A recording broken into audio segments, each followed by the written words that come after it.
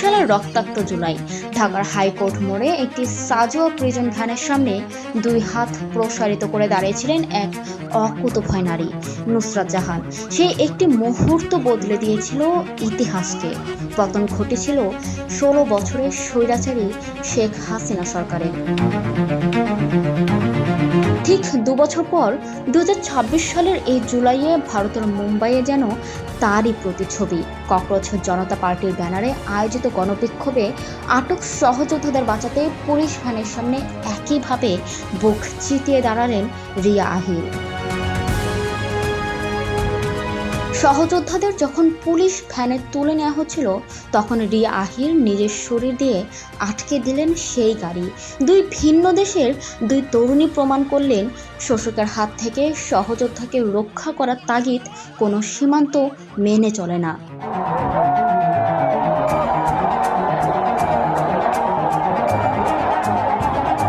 প্রশ্ন উঠতেই পারে, এই দুই আন্দোলনের গভীরতা কতটা এক?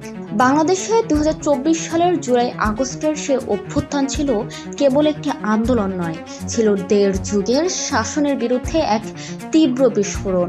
সরকারি ও বেসরকারি হিসাব মতে সেই অভ্যুত্থানে প্রাণ হারান প্রায় 1000-এর বেশি মানুষ, আর আহত হন প্রায় 30,000-এর বেশি ছাত্র জনতা। রাজপথের সেই রক্তক্ষয়ী সংগ্রামের শেষ পরিণতি ছিল শেখ হাসিনা সরকারের পতন ও তার দেশ ত্যাগ।